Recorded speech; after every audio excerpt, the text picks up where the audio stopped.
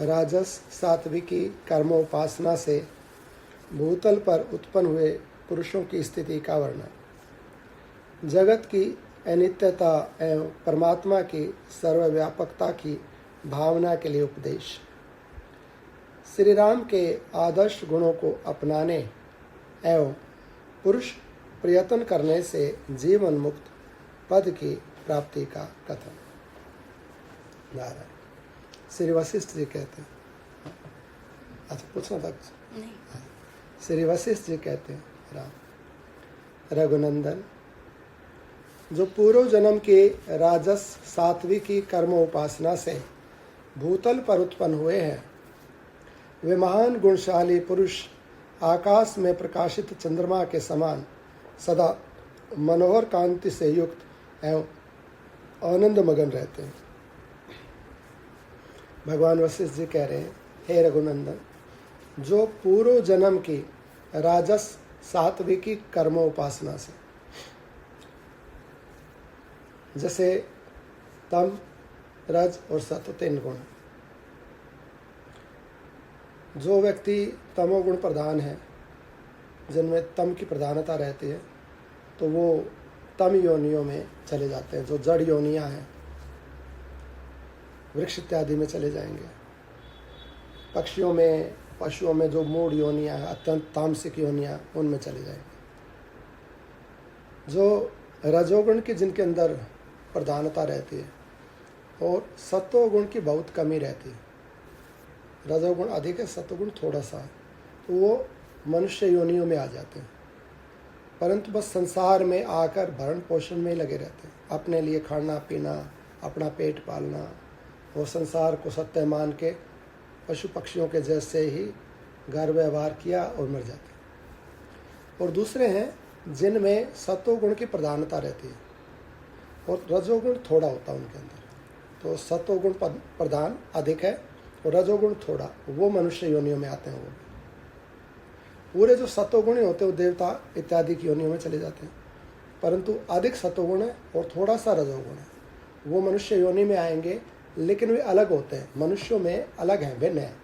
उनमें भक्ति की भावना, परोपकार की भावना, अपने कल्याण की भावना, संसार का कल्याण उत्थान कैसे हो उसकी भावना, और मैं किस प्रकार से इस कर्म बंधन से छूट जाऊं, मुक्ति हो जाए, ऐसी भावना उनमें होती है। तो उनमें सत्वगुण की प्रधानता है और रजोगुण की उनमें न्यूनता होती है। जो पूर्व जन्म की, ये भी पीछे से ही आती है, क्योंकि पीछे हमारा जिस प्रकार का गुण, उस प्रकार के हमारे कर्म, और जिस प्रकार के हमारे कर्म वैसा हमारा जन्म होता है। तो पूर्व में ही जैसे जन्म जन्मांतर तक साधक साधना करते रहते हैं, तो उन कितने जन्मों में उसकी शुद्धि हुई है, पवित्रता हुई है, अब वो सत्वगुणी और रजोगुणी है और उसको मनुष्य जन्म की प्राप्ति हुई है। तो पूर्व जन्म में जो उसने उपासना की थी, उसकी प्रधानता से, उस कर्मों की उपासना से, जिस प्रकार के उसने ऐसे सात्विक कर्म किए हैं, भक्ति भाव के कर्म किए हैं, तो वो कर्म किए और उपासना की, तो कर्म उपासना, उस प्रकार के जो कर्म और उपासना से वे भूतल पर उत्पन्न होते हैं या उनका जन्म होता है। वे महान गुणशाली पुरुष आकाश में प्रकाशित चंद्रमा के समान सदा मनोहर कांति से युक्त एवं आनंद मगन रहते हैं। उनका लक्षण क्या है संसार में यहाँ पर, कि वो आनंद मगन रहेंगे, प्रसन्न चित्त रहेंगे, और उनकी कांति अर्थात उनका आंतरिक भाव जो है वो परमात्मा से जुड़ा रहने के कारण चमकता रहेगा। यह कांति का अर्थ शरीर से नहीं है, क्योंकि शरीर तो पैदा होता है और ये वृद्ध अवस्था में जाके शरीर तो क्षीण हो जाता है, परंतु जो उनकी मानसिक या आंतरिक कांति है, सुंदरता है, वो उनकी आंतरिक सुंदरता दिन पे दिन बढ़ती जाती है। शरीर कितना भी कृष्ण हो जाएगा, परंतु अंदर से वो उतने ही ज़्यादा परम सुंदर कांतिमान रहेंगे और उनकी भावनाएं परमात्मा के प्रति और कल्याण के प्रति रहेगी। महान गुणशाली होंगे, उनमें बहुत सारे दिव्य गुण होंगे। सबसे बड़ी पहचान ये होगी कि वो आनंद रहेंगे, प्रसन्न चित्त रहेंगे सदैव। अधिकतर कोई भी अवस्था आएगी, ऊंचा नीचा कैसा भी समय रहेगा, परंतु उनकी चित्त की वृत्ति हमेशा प्रसन्न रहेगी। उन मनुष्यों के बारे में यहाँ पर बता रहे हैं। अब हमें प्रयास करना चाहिए कि हम धीरे धीरे जो हमारी सत्व और रज की मिली हुई प्रकृति है उसको भी छोड़कर सत्व गुण की प्रकृति में हम प्रस्थान करें, ऊपर को जाएं। सत्व गुण की वृद्धि के लिए हम प्रयास करें, और जब पूर्ण रूप से सत्व गुण ही हो जाएगा और उसमें से रजोगुण की जो भी सुख की कामनाएं हैं, संसार में ज़्यादा जीना, शरीर अच्छा रहे, धन संपत्ति बढ़े, संतान बढ़े, इस प्रकार की जो कामनाएं हैं धीरे धीरे वो क्षीण हो जाए और सत्व गुण की वृद्धि हो जाए। सत्व गुण की वृद्धि होके बस परमात्मा से मन जुड़ के परमात्ममय हो जाए मन। इस प्रकार का प्रयास भगत को अपने जीवन में करना चाहिए। तो यहाँ पर कहते हैं कि जो ऐसे ये राजस सात्विकी कर्मोपासना से भूतल पर उत्पन्न हुए हैं वे महान गुणशाली पुरुष आकाश में प्रकाशित चंद्रमा के समान सदा मनोहर कांति से युक्त एवं आनंद मगन रहते हैं। जैसे आकाश का भाग मेघ आदि से मलिन नहीं होता, उसी प्रकार वे सांसारिक दुखों से दुखी नहीं होते। जैसे स्वर्ण निर्मित कमल रात्रि में संकुचित या मलिन नहीं होता, उसी प्रकार वे आपत्ति पड़ने पर भी शोक से कातर नहीं होते। तो उनके जीवन में जब आपत्ति आती है, दुख काल आता है, यहाँ पर उदाहरण दिया, जैसे सामान्य कमल तो रात्रि के समय या हिम पड़ने पर, बर्फ पड़ने पर वो मुरझा जाता है, जल जाता है। अधिक गर्मी हो जाए, अधिक सर्दी हो जाए तो जल जाता है। लेकिन यदि स्वर्ण का कमल बना हुआ हो तो रात्रि में भी नहीं मुरझाएगा, गर्मी हो सर्दी हो तब भी वो खिला ही रहता है, हमेशा सुंदर, उसकी कांति हमेशा बनी रहती है। तो ये जो ऐसे सत्वगुण प्रधान व्यक्ति हैं, जीव हैं, साधक हैं, दुख पड़ने पर, आपत्ति आने पर भी खिले रहते हैं, आपत्ति आने पर भी वो उनसे दुखी नहीं होते। उसी प्रकार वे आपत्ति काल पड़ने पर भी शोक से कातर नहीं होते, दुखी नहीं होते। ज्ञानी और अज्ञानी दोनों को दुख होए। ऐसा नहीं है कि संसार में ज्ञानी के जीवन में विपत्ति काल, आपत्ति काल नहीं आएगा, दुख नहीं आएगा, ऐसा नहीं आएगा, प्रारब्ध के अनुसार। और मूर्ख के जीवन में भी आएगा, दोनों के में आता है प्रारब्ध के अनुसार। ज्ञानी और अज्ञानी दोनों को दुख होए। ज्ञानी काटे हंस के और मूर्ख काटे रोए। उस दुख में ज्ञानी तो हंसता रहता है, ठीक है, भगवान की व्यवस्था, मेरा ही कोई कर्म का फल है, मेरा अब कोई ऐसा मैंने गलत किया होगा, कुछ गलती बन गई होगी, उसके अनुसार ये आपत्ति आ गई, तो इसमें क्या है, निकल जाएगा। समय तो जैसे अच्छा नहीं रहा तो ये खराब भी नहीं रहेगा, ये भी निकल जाएगा। तो वो हंसता रहेगा उस विपत्ति काल में, वो शिकायतें नहीं करेगा, रोएगा नहीं, चिल्लाएगा नहीं, कहीं परिवार को दोषारोपण नहीं करेगा, कहीं व्यवस्था को नहीं करेगा, कहीं भगवान को नहीं करेगा। आदमी सबसे पहले तो भगवान को ही दोष देने लगता है, मैं ही मिला था, मेरे को ही सारे दुख देने हैं, मैं ही ऐसा क्यों हो गया, मेरे साथ ही भगवान मेरे को नहीं देख रहा, मेरी नहीं सुन रहा, ये वो पता नहीं क्या क्या बोलता रहता। लेकिन ज्ञानी मनुष्य, सत्व गुण प्रधान मनुष्य, दुख आने पर, विपत्ति काल आने पर हंसता रहेगा, आनंदित रहेगा, वो उससे विचलित नहीं होगा। जो सब वस्तुओं में परमात्मा का रूप देखते हैं, परमात्मा को देखते हैं, तो फिर वो आपत्ति में भी परमात्मा को ही देखते हैं। अगर सब कुछ परमात्मा ही है तो विपत्ति भी तो परमात्मा ही है। यदि वो सुख रूप से आता है तो दुख रूप से भी वो परमात्मा ही है। यदि दिन परमात्मा है तो रात्रि भी तो परमात्मा ही है। अनुकूलता यदि परमात्मा तो प्रतिकूलता परमात्मा, वो इस भाव में रहता, ठीक है, तो दुख से कातर नहीं होगा, दुख के अंदर बहुत पीड़ित या बहुत शोक में नहीं पड़ जाएगा। जैसे स्थावर वृक्ष आदि प्रारब्ध भोग के अतिरिक्त दूसरी कोई चेष्टा नहीं करते, उसी प्रकार वे भी ज्ञान और ज्ञान के साधनों के अतिरिक्त और कोई चेष्टा नहीं करते। और उस व्यक्ति का एक और लक्षण यहाँ पर बता रहे हैं मुनि। जैसे स्थावर योनि है ना, वृक्ष आदि है, तो ये वृक्ष आदि प्रारब्ध भोग, उनके प्रारब्ध में जैसे सर्दी पड़ रही है तो सर्दी को सहन कर रहे हैं। वृक्ष कहाँ विरोध करता है, गर्मी पड़ रही है तो गर्मी, पतझड़ आ गया, सारे पत्ते झड़ गए तो ठीक है, टहनियाँ टहनियाँ खड़ी। वसंत ऋतु आ गई और लबालब वृक्ष मतलब पत्तों से, फलों से, फूलों से भरा है तो भी ठीक है, तो भी पसंद। बस शीत, घाम, बरसात, इन सब ऋतुओं में वो अपना प्रारब्ध भोग रहा है। वृक्ष एक जगह खड़ा रहता, कोई नया कार्य नहीं करता, प्रारब्ध भोग रहा बस। तो जैसे स्थावर योनियां है, पर्वत है, वृक्ष है, वनस्पतियां हैं, ये जितनी भी स्थावर योनियां हैं, ये प्रारब्ध भोग के अतिरिक्त दूसरी चेष्टा नहीं करते, एक ही चेष्टा, बस वही भोग रहे हैं, उसको धीरे धीरे पवित्र हो रहे हैं, शुद्ध हो रहे हैं। और फिर ये स्थावर से जंगम में आएंगे, और जंगम में भी फिर हो सकता है पवित्र मनुष्यों में, और उसका कल्याण को प्राप्त हो जाए। प्रारब्ध को यदि व्यक्ति भोगता है बिना शिकायत के तो शुद्ध हो जाता है, पवित्र हो जाता है। कुछ भी दुख का या अच्छा या बुरा जो भी हमने किया है उसको भोगना तो हमें ही पड़ेगा ना, तो उसको निर्लिप्त भाव से भोग ले। अब उसमें भी ज़्यादा शिकायत नहीं करे, सुख आए तो ज़्यादा प्रसन्न नहीं हो, दुख होए तो रोए नहीं, बस साक्षी भाव से भोग ले, उसको निकल जाएगा सब समय। तो ये जीवन की यात्रा पूरी हो जाएगी।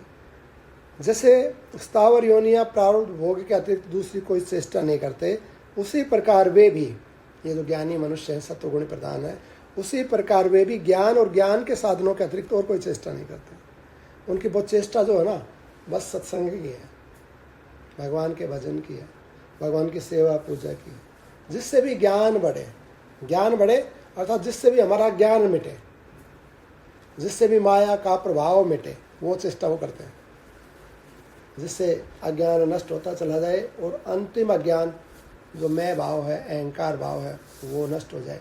तो उस अहंकार को नष्ट करने की जो चेष्टा है, या दूसरे शब्दों में कहे कि ज्ञान की प्राप्ति की जो चेष्टा, वो तो करते हैं, उसको बोलते हैं शास्त्र में पुरुषार्थ।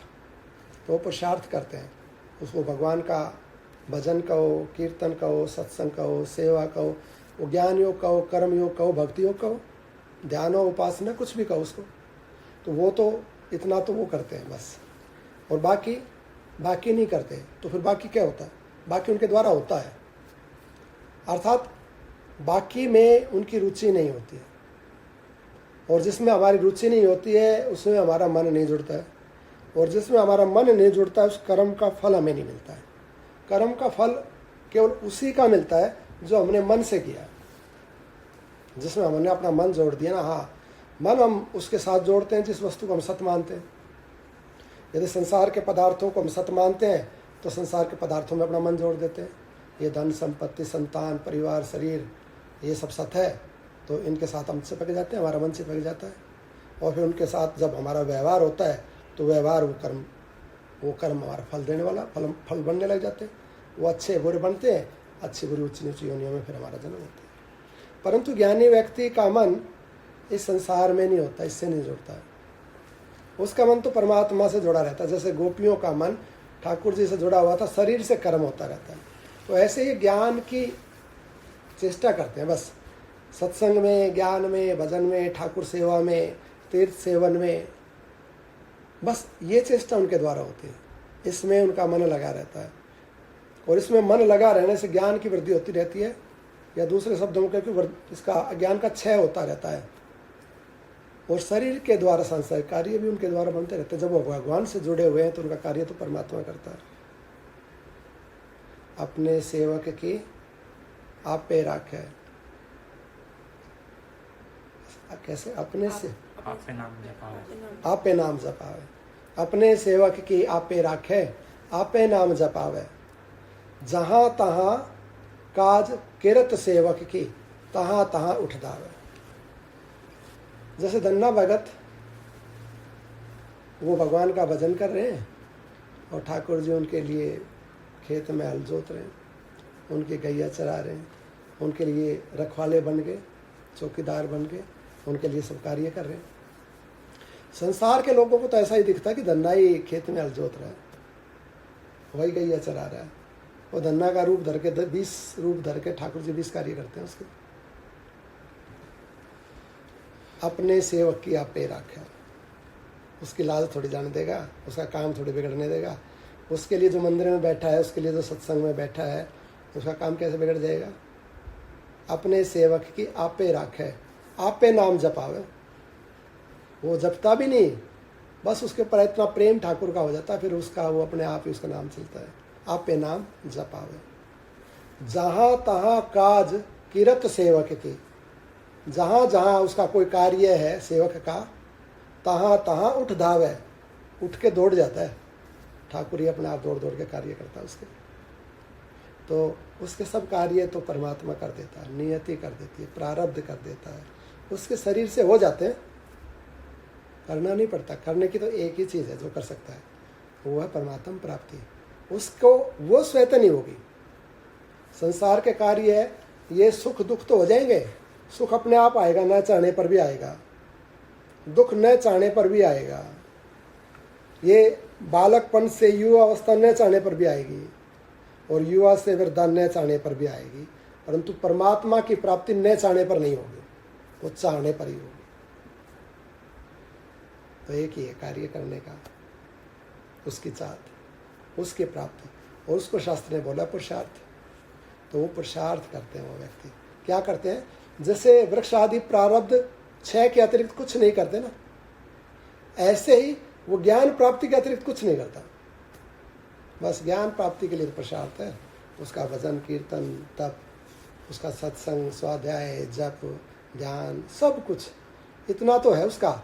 बाकी सांसारिक कार्य वो नहीं करता, उसके सांसारिक कार्य तो होते हैं, प्रकृति कर देती है, परमात्मा कर देते हैं। जैसे वृक्ष अपने पुष्प और फल आदि से सुशोभित होते हैं, उसी प्रकार वे भी अपने सदाचारों से शोभायमान होते हैं। अब प्रारब्ध भोग रहा है ना वृक्ष, लेकिन वसंत ऋतु आई, लद गया फूलों से और फलों से, और कितनी शोभा होती है वृक्ष की, कितना सुंदर लगता है, कितना उपयोगी है पूरी सृष्टि के लिए वृक्ष। ऐसे ही ये जो साधक हैं, ये जो भगवान के भक्त हैं, इनमें भी फल फूल लग जाते हैं। तो इनके फल फूल कौन से हैं? सदाचार, सदाचारों से लद जाता हूँ। सद आचरण, सदाचार माने सत्य आचरण, सद आचार, तो सदाचारों से, सदाचार बोलने में सदाचार, चलने में सदाचार, कार्य करता है तो सदाचार, तो सत्य का आचरण करता है। व्यवहारिक जो भी उसके जीवन में जो भी कुछ होता है वो सत्य से जुड़ा हुआ होता है, परमात्मा से जुड़ा हुआ होता है। बोलता है परमात्मा की, सुनता है परमात्मा का नाम, सब कार्य करता है। समाज में कोई भी सेवा करता है परमात्मा के नाते से, सब मेरे भगवान के, मेरे ठाकुर के, सब मेरा ठाकुर है। तो उसका देखना सुनना चलना बोलना खाना पीना रोना भी, वो रोता तो भी ठाकुर के लिए, रोता भी ठाकुर के लिए।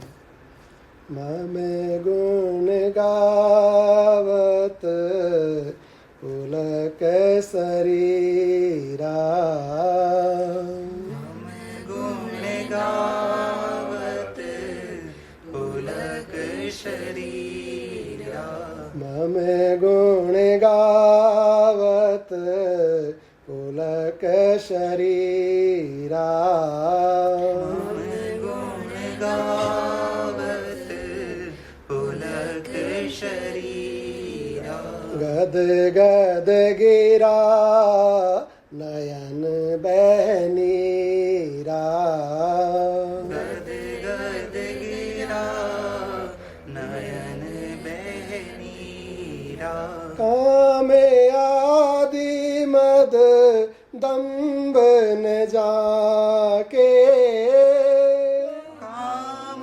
आदि दम्भ, कामे आदि मद दम्भ न जाके, काम आदि मद दम्भ न जाके, तात निरंतर बस में ताके, तात निरंतर बस में ताके, तात निरंतर बस में ताके, तात निरंतर सिया राम सिया राम सिया राम सिया राम सिया राम राम सिया राम सिया राम सिया राम राम सिया राम सिया राम सिया राम।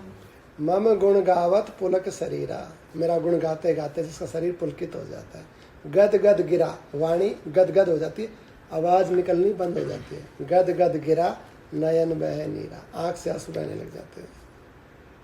काम आदि मद दंभ न जाके, जिसके काम क्रोध मद लोभ दंभ ये नहीं है जिस व्यक्ति में, काम आदि मद दंभ न जाके तात निरंतर बस में ताके। श्री लक्ष्मण महाराज को कह रहे हैं, तात मैं निरंतर उस भगत के वश में रहता हूँ, वो मुझे अपने वश में कर लेता है। भगवान राम जी कह रहे हैं। तो इसका रोना भी भगवान के लिए, इसका हंसना भी भगवान के लिए, इसका देखना सुनना करना सब भगवान के लिए। सदाचार सदाचरण, सत्य से जुड़े हुए आचरण। जैसे वृक्ष फलों से फूलों से लद जाता है, ऐसा ये मेरा भक्त सदाचारों से लद जाता है। उसी प्रकार वे प्राणी भी सदाचारों से शोभामयान होते हैं। जैसे चंद्रमा क्षीण होने पर भी कभी शीतलता का त्याग नहीं करता, उसी प्रकार वे आपत्ति काल में भी अपने सौम्य स्वभाव को नहीं छोड़ते। यदि चंद्रमा अमावस्या की रात्रि में दिखता नहीं, क्षीण हो जाता, परंतु आग तो नहीं बरसती ना, शीतल ही है, तब भी क्षीण होने पर भी शीतल रहता है। ऐसे ही इनमें जो उदार गुण है, जो इनका सौम्य स्वभाव है, प्रसन्नता का, मैत्री इत्यादि का, जो इनका सुंदर स्वभाव है, कितना उसके जीवन में दुख आ जाए, प्रतिकूलता आ जाए, कुछ भी अभाव हो जाए, परंतु इस सौम्य गुणों को नहीं छोड़ता है। परमात्मा का जो भक्त है, इसमें सद्गुण बने रहते हैं। यहाँ पर योग दर्शन का उदाहरण दिया गया। महर्षि पतंजलि ने बताया कि कैसे कैसे सत्पुरुष के अंदर, भगवान के भक्त के अंदर क्या क्या आचरण होते हैं। तो उसने बताया, मैत्री करुणा मुदितोपेक्षणाम, सुख दुख पुण्य पुण्य विषयणायाम, भावनाताश्च चित्त प्रसादनम। मैत्री करुणा मुदितो उपेक्षा, चार चीज़ बताई। मैत्री करुणा मुदिता, प्रसन्नता और उपेक्षा, ये चार चीज़ होती हैं, चार मुख्य हैं इनके अंदर। किस किस के प्रति होती हैं? मैत्री किसके प्रति करता है, करुणा किसके प्रति करता है, उपेक्षा किसकी करता है। तो कैसे कैसे करना चाहिए उसके लिए आगे बताया गया। सुख है दुख है पुण्य पुण्य, सुखी दुखी पुण्यात्मा और पापात्मा, इन चारों के प्रति क्रमशः ऐसा भावना चित्त प्रसादनम, इस प्रकार का यदि व्यवहार करेगा तो उसका फल ये होगा कि उसका चित्त प्रसन्न रहेगा। सुखी सुखी के साथ मित्रता का व्यवहार, जो व्यक्ति संसार में सुखी हैं उनके साथ मित्रता का व्यवहार करें, और दुखी के साथ करुणा का व्यवहार करें, दया का व्यवहार करें। उनसे जो भी हम कर सकते हैं उनके लिए, जो अच्छा उनका कल्याण, उनके ऊपर दया भाव रखें, करुणा भाव रखें। तो दुखी के ऊपर, चाहे वो किसी भी प्रकार से, कोई धन से दुखी है, कोई तन से दुखी है, कोई मन से दुखी है, तो उनके ऊपर करुणा करनी चाहिए, दया करनी चाहिए, दुखियों के ऊपर करुणा का व्यवहार करना चाहिए। सुखी दुखी पुण्य आत्मा, जो पुण्य आत्मा है उनके साथ प्रसन्नता का व्यवहार करना चाहिए, उनके साथ प्रसन्न रहो। वो क्योंकि वो तो पुण्य आत्मा, उनको कुछ चाहिए ही नहीं, वो तो कृत करते हैं पहले से। तो बस उनसे मिलके, जैसे कोई संत महात्मा ऐसे पुण्य आत्मा हमारे जीवन में आते हैं, तो उनके साथ प्रसन्नता का व्यवहार, उनके साथ बस मिल लो, अच्छे से प्रसन्न रहो, इस प्रकार का उनके साथ व्यवहार करना चाहिए। और पापात्मा की उपेक्षा करनी चाहिए। पापी व्यक्ति यदि हमारे जीवन में आता है तो उसकी उपेक्षा कर दो, अर्थात उसको महत्व भी नहीं देना है और उससे कोई विरोध भी, कोई शत्रुता भी नहीं करनी। उपेक्षा ऐसी चीज़ है भाई, ठीक है, हाँ जी हाँ जी, हो गया, राम राम हो गया, ठीक है, तो अपने घर में। तो पापी के साथ यदि प्रेम करेगा तो भी फंसेगा, और उससे वैर करेगा तो भी, तो उससे संबंध जुड़ जाएगा। अगर उसके साथ प्यार प्रेम का संबंध हो गया, उठना बैठना हो गया, तो पाप आ जाएगा हमारे जिंदगी। और उसके साथ शत्रुता करेगा तो वो दुष्ट है, तो भी हमारा नुकसान करेगा। पापी पुरुष है, उसमें इस तरह की भावना नहीं होती सदाचार की, अच्छे कार्यों की। तो उनके साथ क्या करे? उपेक्षा का व्यवहार करे, दूर की राम राम रखें उनसे। तो चारों के साथ 4 प्रकार के, मैत्री, करुणा, मुदिता, उपेक्षणा, ये 4 चीज़ें करनी चाहिए। मैत्री करनी चाहिए, करुणा करनी चाहिए, मुदित प्रसन्नता, और उपेक्षणा यानी कि उपेक्षा। चारों के साथ सुख दुख, सुखी के साथ मैत्री मित्रता, दुख के ऊपर दया, और पुण्य आत्मा के साथ प्रसन्नता का व्यवहार, और पाप आत्मा के साथ उपेक्षा, उसकी उपेक्षा करते, उससे दूर रहे। इस प्रकार के सदाचार के ये गुण बताए हैं, इस प्रकार से सदाचारी रहना चाहिए। यहाँ पर मुनि वशिष्ठ जी महाराज कहते हैं, जैसे चंद्रमा क्षीण होने पर भी कभी शीतलता का त्याग नहीं करता, उसी प्रकार वे आपत्ति काल में भी अपने सौम्य स्वभाव को नहीं छोड़ते। मैत्री आदि गुणों से कमनीयता को प्राप्त हुई अपनी प्रकृति से ही वे नूतन पुष्प गुच्छों से विभूषित लता से शोभामयान वन के वृक्षों की भांति अद्भुत शोभा पाते हैं। उनमें जो मैत्री, दया, करुणा, ये जो सौम्य गुण है, तो इन सौम्य गुणों से, और जो उनके सदाचार है, परमात्मा से जुड़े हुए सदाचरण है, उनके द्वारा वे ऐसे विभूषित होते हैं जैसे फूलों से और फूलों से लदे हुए वृक्ष वनों में शोभामयान होते हैं। ऐसे ही ये सत्वगुणी प्रधान साधक सुशोभित होते रहते हैं। वे पुरुष सब पर समान भाव रखते हैं। उनके सत्पुरुषों के ये गुण लक्षण बता रहे हैं।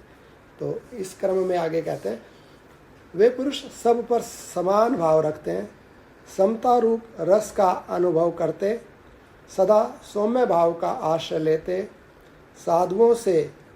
साधुओं से भी बढ़कर साधु होते, और अपनी मर्यादा में स्थित रहने वाले समुद्र की भांति शास्त्र मर्यादा में स्थित रहते हैं। पहले जितने गुण बताए ना, सदाचार रहते हैं, मैत्री, मुदिता, करुणा, उनमें ऐसे गुण रहते हैं।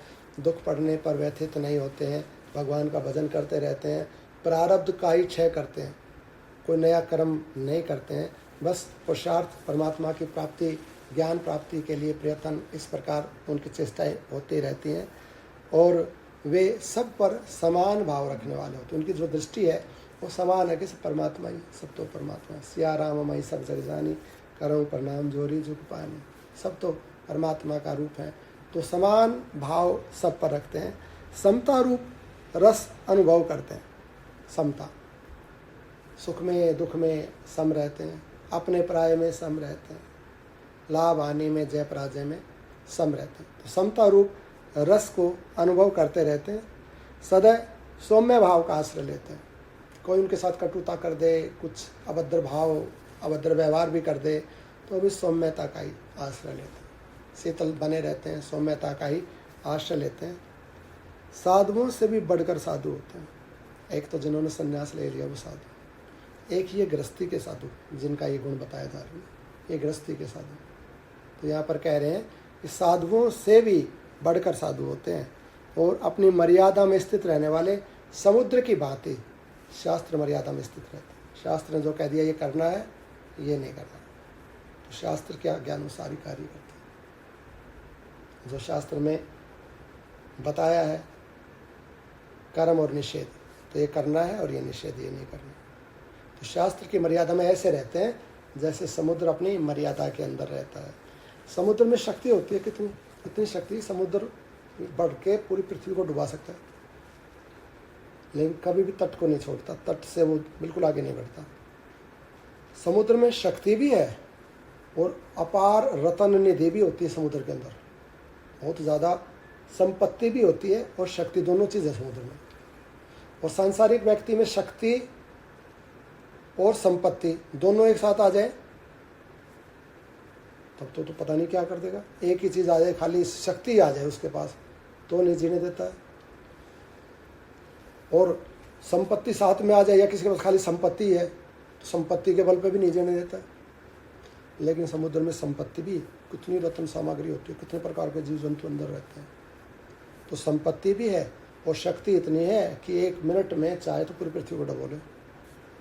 लेकिन दोनों चीज होने पर भी, इतना विशाल, इतना गहरा होने पर भी, इतनी अगाध जल राशि होने पर भी 2 फीट आगे नहीं बढ़ता समुद्र, अपनी तट की मर्यादा को नहीं लागता। ऐसे ही ये जो मनुष्य होते हैं, सौम्य मनुष्य हैं, सत्गुण प्रधान, इनमें सब प्रकार की शक्ति होती है। ऐसा थोड़ी है वो कुछ कर नहीं सकते, वो कोई अपशब्द नहीं बोल सकते, कहीं उल्टा सीधा खा पी नहीं सकते, या कोई ऐसा कार्य नहीं कर सकते, कोई उत्पात नहीं मचा सकते। शक्ति संपन्न होते हैं परंतु झुके रहते नहीं, शक्ति का प्रदर्शन नहीं करते कभी भी। उनमें शक्ति रहती है अंदर, भगवान के नाम की, आत्मा की बहुत शक्ति होती है उनके अंदर। और बहुत भगवान के नाम की संपत्ति होती है, और भगवान की संपत्ति से, भगवान की शक्ति से उनमें शक्ति और संपत्ति दोनों होते हैं उनके पास। परमात्मा के नाम रूपी संपत्ति और परमात्मा की शक्ति रूपी शक्ति उनमें होती है। प्रत्येक कार्य कर सकते हैं, परंतु जिसको शास्त्र ने कह दिया ये नहीं करना, नहीं करेंगे, लंघन नहीं करेंगे मर्यादा, ये करना बहुत नहीं करेंगे, सौम्य बने रहेंगे, झुके रहेंगे, कभी भी अपनी शक्तियों का प्रदर्शन नहीं करेंगे, अपनी संपत्ति का प्रदर्शन नहीं करेंगे। इस प्रकार के जो ये हैं, ये सदा शास्त्र की मर्यादा के अंदर बने रहते हैं। अतः महाबाहो, हे शक्तिशाली, यहाँ पर राम जी को कह रहे हैं, अतः महाबाहो, आपत्तियों की पहुंच से परे उनका पद है। आपत्तियां उनको गिरा नहीं सकती, उन तक पहुंच नहीं सकती, आपत्तियों से ऊपर उठ जाते हैं। आपत्ति दुख उनको दुखी नहीं कर सकते और सुख उनको सुखी भी नहीं कर सकते, बस वो प्रसन्न चित्त रहते हैं, आनंद में रहते हैं, भगवान से जुड़े रहते हैं। तो सुख दुख, मान अपमान, अपने पराये, इनसे ऊपर उठ जाते हैं वो। इनकी पहुंच उन पुरुषों तक नहीं होती है। उनकी ओर आपत्तियों की पहुंच से परे उनका पद स्थान है, उसकी ओर सदा चलना चाहिए, उनका अनुकरण करना चाहिए, उनकी तरफ बढ़ना चाहिए। मनुष्यों को इस जगत में सत्व गुण प्रधान राजस पुरुषों की भांति ऐसा बर्ताव तथा सत्य शास्त्र का विचार करना चाहिए। तो जो ऐसे सत्व गुण प्रधान है उनका तो अनुकरण करना चाहिए, उनके जैसा व्यवहार करना चाहिए। और दूसरा कार्य क्या करना चाहिए?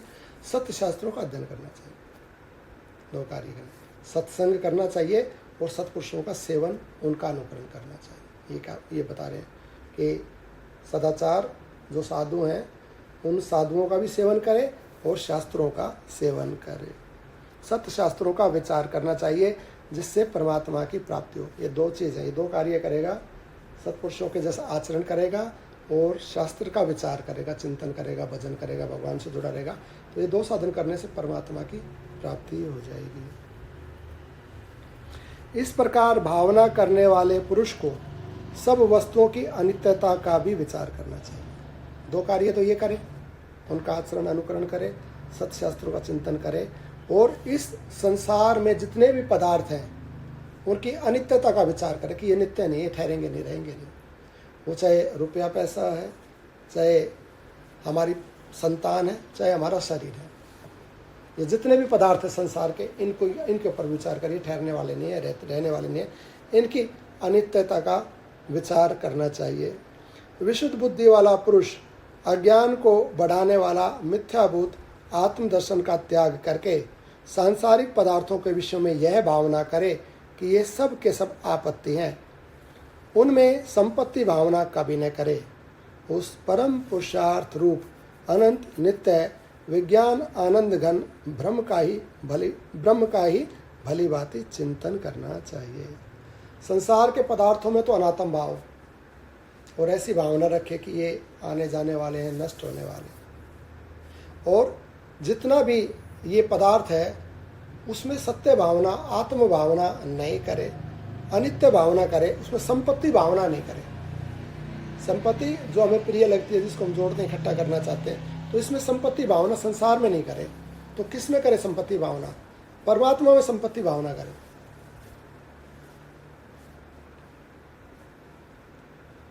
कबीरा सब जग निर्धना, धनवंता नहीं कोई। धनवंता सोई जानिए, जाके राम नाम धन होए। कबीरा सब जग निर्धना, धनवंता नहीं कोई। धनवंता सोई जानिए, जाके राम नाम धन होए। तो इस संसार में संपत्ति की भावना नहीं करे। ये संपत्ति नहीं है, टूट जाएगी तो पदार्थ ऐसा है, नष्ट होने वाला है। तो किस में संपत्ति की भावना करे? परमात्मा में संपत्ति की भावना करे। ये संपत्ति है, राम का नाम धन है, वो साथ जाएगा। संपत्ति तो वही ना जो हमारे काम आए, इस लोक में भी काम आए, परलोक में भी काम आए। ये संपत्ति तो इस लोक में काम नहीं आती। खूब रुपया पैसा करोड़ों अरबों रहते हैं और डॉक्टर मना कर देता, खा नहीं सकता भैया, या अपने आप ही अंदर से बंद हो जाता कोटा, रखे हुए सारी 56 भोग की थाली लगी, मुंह नहीं लगा सकता भोजन को, खाने की शक्ति खत्म हो जाती है अंदर से। तो ये धन यहाँ ही काम नहीं देता, यहीं साथ नहीं देता, यहीं छोड़ देता, पर लोग में कैसे देगा? और परमात्मा का नाम तो यहाँ भी साथ देता वहाँ भी। तो धन परमात्मा का नाम। संपत्ति भावना किस में करे? परमात्मा में करे, पदार्थ में नहीं करे। पदार्थ में असंपत्ति की भावना करे, उसमें अनित्यता की भावना करे, और परमात्मा में संपत्ति की भावना करे। कर्मों में अत्यंत आसक्त नहीं होना चाहिए। आगे अब क्या क्या बता रहे हैं। कर्मों में अत्यंत आसक्त नहीं होना चाहिए और अनर्थकारी जन समुदाय के साथ कभी नहीं रहना चाहिए। एक तो संसार में संपत्ति भावना नहीं करनी चाहिए, मिथ्या भावना। परमात्मा में संपत्ति भावना करनी चाहिए। दूसरा, कर्मों में आसक्त नहीं होना चाहिए कि ये कर्म मेरे को सुखी कर देंगे, फल दे देंगे, मेरा कल्याण कर देंगे, कर्म करने से मेरे को लाभ होगा। तो कर्मों में आसक्त हो जाता है और आसक्त होके कर्मों को करता है, फिर उनके फलों से बंध होता है। तो अनासक्त भाव से, कर्तव्य भाव से कर्म हो जाए बस। कर्मों में आसक्ति नहीं होनी चाहिए।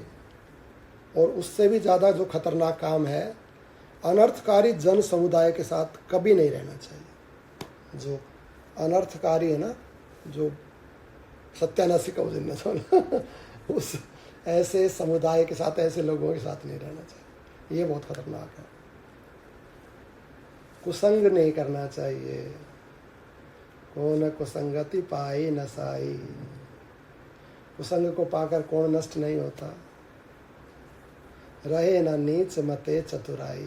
दुष्ट के साथ रहने से चतुरता नष्ट हो जाती है। इसलिए कुसंग नहीं करे। जो सांसारिक व्यक्ति ना, जो संसार की बात, उनके लिए संसार सत्य है।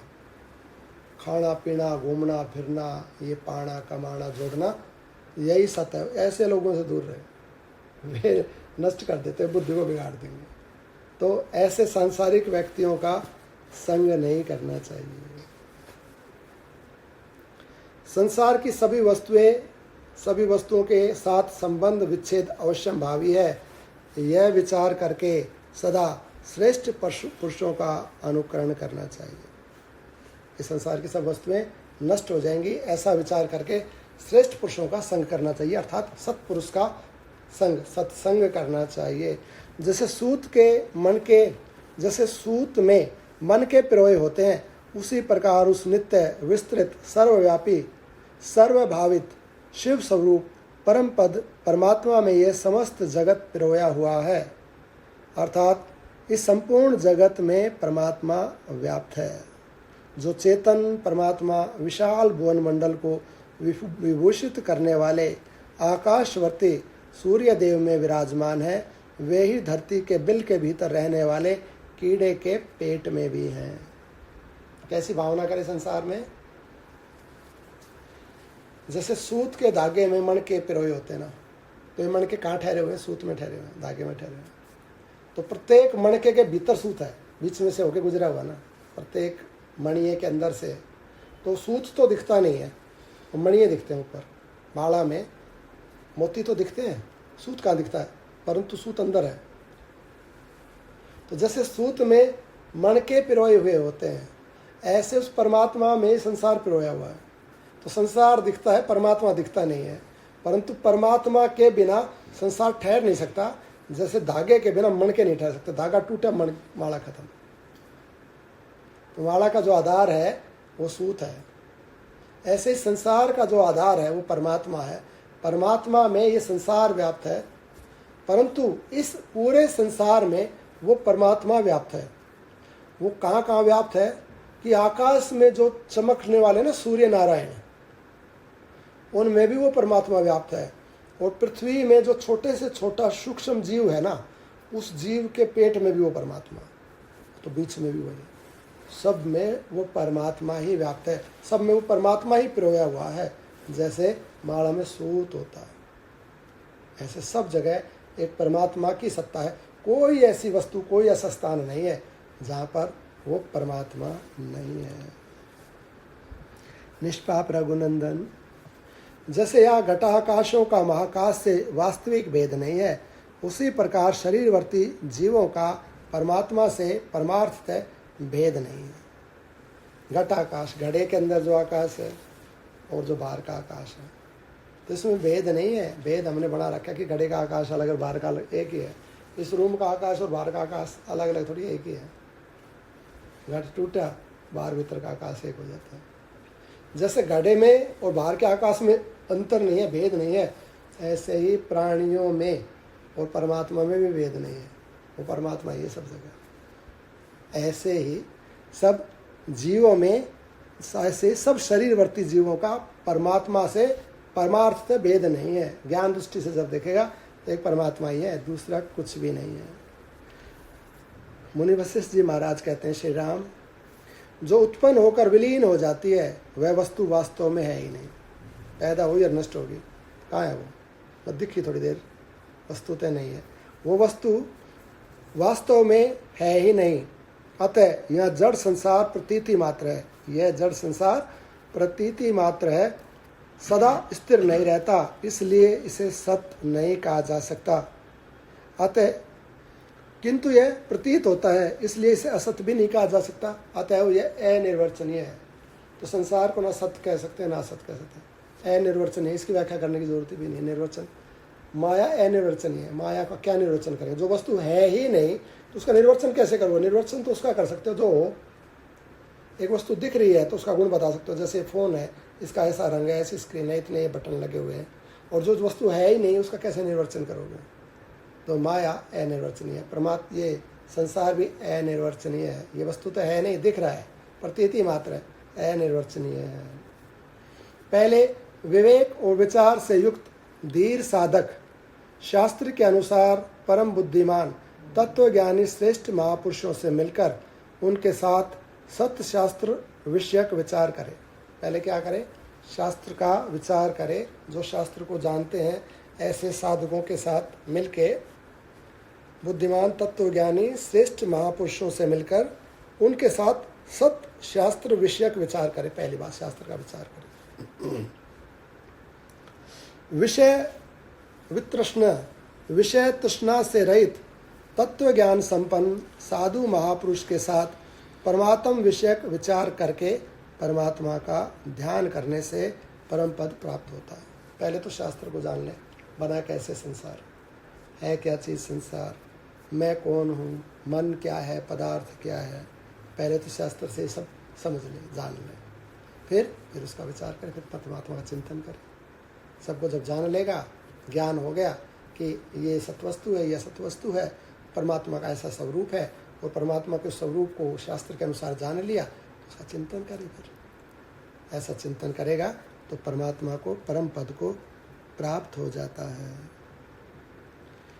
शास्त्रों के विचार, महापुरुषों के संग, वैराग्य और अभ्यास रूप सत्कार्य से युक्त पुरुष परमात्मा के ज्ञान का पात्र होकर तुम्हारे समान शोभा पाता है। राम जी के समान, राम जी परमात्मा है। तो यहाँ पर ये कह रहे मुनि वशिष्ठ जी कि जो सत्य शास्त्रों का चिंतन करता है, उनके ऊपर विचार करता है, सत्पुरुषों के साथ मिलके उनके ऊपर विचार, उनको समझ लेता है और उनको समझकर फिर परमात्मा का ध्यान करता है, तो ऐसा जो पुरुष है, इस प्रकार से जो कार्य करता है, हे राम, वो तुम्हारे जैसा हो जाता है, तो परमात्मा रूप हो जाता है। ऐसा कह रहे हैं। वह महापुरुषों के संग, वैराग्य और अभ्यास रूप सत्कार्य से युक्त पुरुष परमात्मा के ज्ञान का पात्र होकर तुम्हारे समान शोभा पाता है। तुम ज्ञानवान तथा नाना प्रकार के दिव्य गुणों की खान हो। परमात्मा है ना राम जी, तो उनको कह रहे हैं तुम ज्ञानवान और अनेक प्रकार के दिव्य गुणों की खान हो। कितने गुण हैं, गिन नहीं सकते तुम्हारे अंदर, परमात्मा में कैसे गुणेंगे।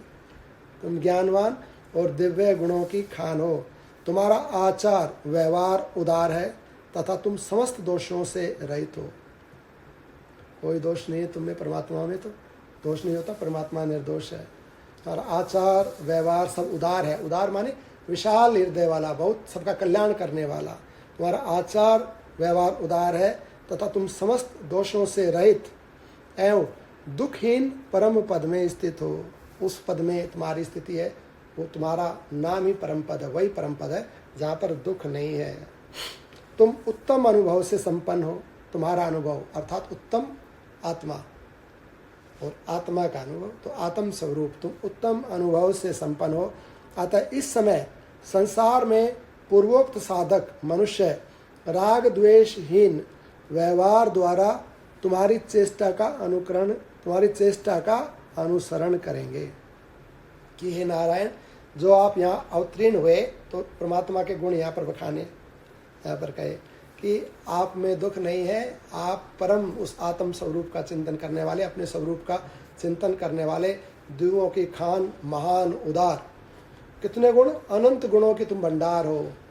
और जो पुरुष शास्त्र चिंतन, ऐसे सत्पुरुषों का संग शास्त्र चिंतन करता है, वो तुम्हारे समान शोभा पाता है। और ऐसा पूर्वोक्त मनुष्य जिसने ये सब कार्य किए हैं, जिसमें जो सत्व गुण प्रधान और रजोगुण भी है, तो घर में तो रह रहा है लेकिन उसमें प्रधानता सत्वगुण की है, थोड़ी सी रजोगुण की है। ये थोड़ा सा घर परिवार और ये संसार में भी रह रहा है, संसार को भी देख रहा, सुन रहा, अनुभव कर रहा, सत्य मान रहा है।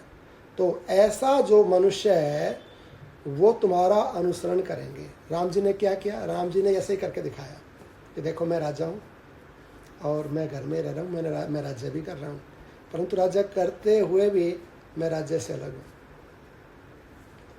राज्य चला गया तो दुख नहीं, राज्य मिला तो खुशी नहीं, माता के कहीं ने वनवास दे दिया तो दुख नहीं, वन में रह रहे हैं कोई सुख दुख नहीं, माता जानकी से बिछो हो गया तो भी संभावना।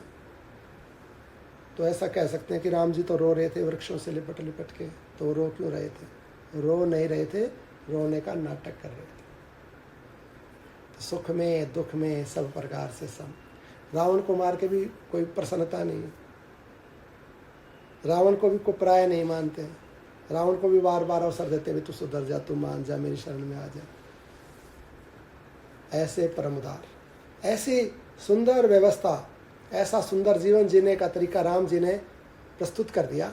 तो यहाँ मुनि वशिष्ठ जी कह रहे हैं कि हे राम, जो ये ऐसे सत्वगुणी मनुष्य जो होंगे ना, जो सत्शास्त्र का चिंतन करने वाले होंगे, सत्संग करने वाले होंगे, सद्गुणों की खान होंगे, भगवान की कृपा, तुम्हारी प्राप्ति का ऐसा पुरुषार्थ रूप कार्य करने वाले होंगे, बस अपने प्रारब्ध को भोग रहे होंगे, चेष्टा नहीं कर रहे होंगे, नए कार्य, नया संसार को सत्य नहीं मान रहे होंगे और परमात्मा को ही सत्य मान रहे होंगे, पदार्थों को, शरीर के, इनके ऊपर भी नाशवान है, ऐसा विचार करने वाले, जो तत्व के ज्ञाता, शास्त्रों के मर्मज्ञ ऐसे जो होंगे, वो तुम्हारा अनुकरण करेंगे, तुम्हारे अनुसार चलेंगे, तुम्हारे को आदर्श मान लेंगे वो, क्योंकि तुम तो परमात्मा हो। और तुम्हें परमात्मा हो के सत्व रज का मिश्रण कैसा होता है वो भगवान राम जी ने हमारे सामने प्रकट करके दिखाया। सत्वगुण की मूर्ति है और रजोगुण रूप अर्थात ये जो परिवार चलाना, राज्य चलाना, ये व्यवहार करना संसार में, वो भी करके दिखाया। तो ये रजोगुण के बिना हो नहीं सकता, क्योंकि पूर्णतः सत्वगुण होने पर तो चेष्टा रहित हो जाएगा, स्थित हो जाएगा समाधि में। लेकिन उसमें जब व्यक्ति में थोड़ा सा रजोगुण भी हो तो उसमें चेष्टा भी दिखती है, व्यवहार भी दिखती है, परंतु उसकी चेष्टा व्यवहार कार्य कैसे होते हैं, शास्त्र मर्यादित, शास्त्र मर्यादित, और अपने कल्याण के लिए, दूसरों के कल्याण के लिए, दूसरों को आनंद देने के लिए। ऐसा राम जी का ये जो जीवन है, यहाँ कह रहे हैं। अतः इस समय संसार में पूर्वोक्त साधक, जो पीछे जो बताए गए ऐसे पूर्वोक्त साधक मनुष्य राग द्वेषहीन व्यवहार द्वारा तुम्हारी चेष्टा का अनुसरण करेंगे। जो लोकोचित आचार से युक्त हो बाहर विचरण करेंगे, वे ज्ञान रूपी नौका से युक्त बुद्धिमान पुरुष संसार सागर से पार हो जाएंगे। जो लोक में शास्त्र में जो मर्यादा, ये जो आचरण बताया, जो ऐसा आचरण करेंगे वे ज्ञान रूपी नौका में बैठे हुए हैं। ज्ञान प्रधानता उनके जीवन में कहीं भी अज्ञान का कार्य वो करते नहीं है, अमर्यादित कार्य करते नहीं है। तो ऐसा जो मर्यादित शास्त्रीय ज्ञान में स्थित होकर जो कार्य करते हैं वो ज्ञान रूपी नौका में बैठकर इस भव सागर को पार हो जाएंगे। जो तुम्हारे समान विशुद्ध बुद्धि से युक्त और समदर्शी हैं, वह उत्तम दृष्टि वाला सत्पुरुष मेरी बताई हुई ज्ञान दृष्टियों को प्राप्त करने में समर्थ होता है। जो तुम्हारे समान विशुद्ध बुद्धि से युक्त और समदर्शी है, जिसकी बुद्धि शुद्ध है, जिसमें से काम क्रोध लोभ मोह ये मैल निकल गए हैं, जिसकी बुद्धि में शुद्ध हो गई है, शुद्ध बुद्धि और समदर्शी, सब में परमात्मा का दर्शन करने वाला। जो तुम्हारे जैसा विशुद्ध बुद्धि से युक्त और समदर्शी है, वह उत्तम दृष्टि वाला सत्पुरुष मेरी बताई हुई ज्ञान दृष्टियों को प्राप्त करने में समर्थ होता है। जो ज्ञान यहाँ बताया उस ज्ञान को प्राप्त करने में वो समर्थ है। जब तक तुम्हारा शरीर है तब तक राग द्वेष और इच्छा आदि से रहित हो, शास्त्र के अनुसार आचरण करते हुए स्थित रहो। हमारे लिए निर्देश है कि जब तक ये शरीर है, जितनी भी जीवन है, तो उसमें क्या करें? जब तक तुम्हारा शरीर है तब तक राग द्वेष इच्छा आदि से रहित रहो। ना किसी शत्रुता, ना अधिक मित्रता, ना किसी में राग, ना द्वेष, और इच्छाएं नहीं, कामनाएं नहीं, अब ये करना है, वो पाना, ये करना, वो नहीं। राग द्वेष और इच्छा रहित शास्त्र के अनुसार आचरण, जो शास्त्र ने बताया वैसा आचरण करते हुए स्थित रहो। शुद्ध सात्विक जन्म वाले जीवन मुक्त पुरुषों के जो परम सत्य एवं स्वाभाविक शम दम आदि गुण है, उनका सेवन करता हुआ साधारण पुरुष भी मरकर दूसरे जन्म में जीवन मुक्त पद को प्राप्त हो जाता है। जिसमें ऐसी भावना है, जो इस प्रकार से जीवन जीता है, शम दम आदि गुण जिसके अंदर है, वो यदि इस जन्म में मुक्त नहीं हुआ तो मरकर दूसरे जन्म में वो मुक्त हो जाता है। कैसे होता है? दूसरे जन्म में उत्पन्न होकर वह उसके अनुसार उस जाति को प्राप्त होता है। जैसा उसकी जाति अभी है ना, जाति अर्थात जैसा उसके गुण बन गए हैं, तो वैसे ही गुणों से वो वहां पर अगले जन्म में पैदा होगा। कर्मों के अधीन हुए जीव पूर्व जन्म में सब भावों को कर्मों के अनुसार ही पाते हैं। कर्मों के अधीन हुए जीव पूर्व जन्म के सब भावों को, पीछे जन्म के जितने भाव थे वो कैरी फॉरवर्ड करता, उनको लेके आता साथ। आगे यहाँ भी योगी योगी ही रहेगा और सांसारिक सांसारिक ही रहेगा। भक्ति बीज पलटे नहीं, चाहे बीजे कल्प अनंत, ऊंच नीच कुल उपजय और रहे संत को संत। ऐसा कहा संतों ने। भक्ति बीज पलटे नहीं, जैसे आम के पेड़ से आम ही पैदा होगा, अमरूद नहीं पैदा हो सकता। जैसे बबूल के बीज से बबूल ही पैदा होगी, उससे कोई बढ़िया फल वाला आम नहीं पैदा हो सकता। ऐसे ही जिसका भक्ति रूप बीज हो गया है, जिसने भक्ति करते करते जिस प्रकार से जीवन जिया और वो भक्ति रूप हो गया है, परंतु अभी मुक्त नहीं हुआ और उसको बार बार जन्म लेने पड़ रहे हैं किसी भी कारण, तो वो भगत ही पैदा होगा सब जगह। भगति बीज पलटे नहीं। कब तक नहीं पलटेगा? चाहे बीते कल्प अनंत, एक दो साल एक दो जन्म की बात नहीं की, कल्पों की बात कही है। चाहे कल्प बीत जाए, अनेक कल्प बीत जाए ना, भक्त भक्ति रहेगा। भक्ति बीज पलटे नहीं, चाहे बीते कल्प अनंत, ऊंच नीच कुल उपजय। ऊंचे नीचे उसमें तो आ जाएगा, चाहे वो रैदास जी बन जाए, चाहे वो कुछ भी बन जाए, कोई से कुल में चला जाए, चाहे ऊंचे कुल में आ जाए, चाहे राजा के घर में मीरा बन के आ जाए, ऊंचे नीचे कुल में कहीं पर आए, ऊंच नीच कुल उपजय रहे संत को संत, पर संत ही रहेगा, भक्ति का बीज पलटेगा नहीं। तो यहाँ पर बता रहे हैं कि जैसा वो कर्म कर लेगा, कर्मों के अनुसार उसका बीज बन जाएगा, बीज रूप होगा, और वो बीज जब दोबारा जन्म लेगा ना तो भक्ति बन के पैदा होगा दोबारा से। यहाँ पर कह रहे हैं कि कर्मों के अधीन हुए जीव पूर्व जन्म के सब भावों को कर्मों के अनुसार पाते हैं। जैसा उसने किया ना, इस जन्म में अपने आप पैदा हो जाएगा वैसे। पर्वतों को भी लोग पराक्रम से जीत लेते हैं। ये तो उदाहरण दिया कि एक बार अगर भगत बन गया ना तो भगत ही बनेगा, प्राप्ति होगी भगवान की। तो कहते हैं क्या ये इतना आसान है? किसी को शंका हो सकती है, भाई इतना आसान कार्य है क्या ये? तो बता रहे हैं कि लोग कितने कितने कठिन कार्य कर देते हैं। ये तो बहुत मुश्किल कार्य नहीं है परमात्मा की प्राप्ति। कह रहे हैं कि पर्वतों को भी लोग पराक्रम से जीत लेते हैं, इसलिए मनुष्य को आत्म कल्याण के लिए तत्परता पूर्वक परम पुरुषार्थ करना चाहिए। जब पर्वत को जीत लेता तो क्या भगवान को नहीं पा सकता? तो अपना स्वरूप है, अपना घर है, उसमें पाने में कौन सी कठिनता है? जीव सात्विक, राजस और तामस किसी भी योनि में क्यों न उत्पन्न हुआ हो, उसे कीचड़ में फंसी हुई भोली भाली गाय की तरह अपनी बुद्धि का धैर्य के साथ परम उद्योग पूर्वक संसार रूपी पंख से उद्धार करना चाहिए। जैसे कोई गाय कीचड़ में फंसी हो तो हम कोशिश करते हैं ना कि उस पंख से, उस कीचड़ से निकाले गाय को, निकले गाय उस कीचड़ से बाहर निकल जाए। इसी प्रकार मनुष्य को चाहिए, चाहे सात्विक, राजस, तामस किसी भी योनि में है, किसी पर कैसी भी उसकी बुद्धि है। अब वे कहते हैं भाई मेरी तो सब तामसिक बुद्धि है, मेरे से इतना हो बजे। तो कह रहे हैं कैसी भी हो, जीव सात्विक, राजस, तामस किसी भी योनि में क्यों न उत्पन्न हुआ, परंतु उसे अपने पुरुषार्थ रूपी कर्म से, अपनी बुद्धि से ये पुरुषार्थ करना चाहिए कि वो परमात्मा की प्राप्ति करे, अपनी प्राप्ति करे। जैसे गाय में फंसी, जैसे कीचड़ में फंसी हुई गाय को उद्धार के लिए प्रयत्न किया जाता ना, ऐसे प्रयत्न करे, ऐसे पुरुषार्थ करे अपने कल्याण के लिए, परमात्मा प्राप्ति के लिए।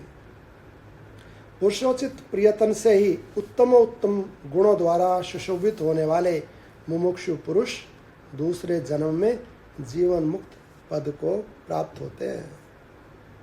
जो प्रयत्न करते हैं ना, जो पुरुषार्थ करते हैं, पुरुषोचित प्रयत्न, पुरुषार्थ परमात्मा को प्राप्ति का जो कार्य करता है, ऐसा पुरुषोचित उत्तम गुणों द्वारा सुशोभित होने वाला मुमुक्षु पुरुष, मुमुक्षु जिसको इच्छा है परमात्मा को पाने की, मुमुक्षा है, इच्छा है, कामना है, जिसकी जिज्ञासा है, ऐसा मुमुक्षु पुरुष दूसरे जन्म में जीवन मुक्त पद को प्राप्त होता है।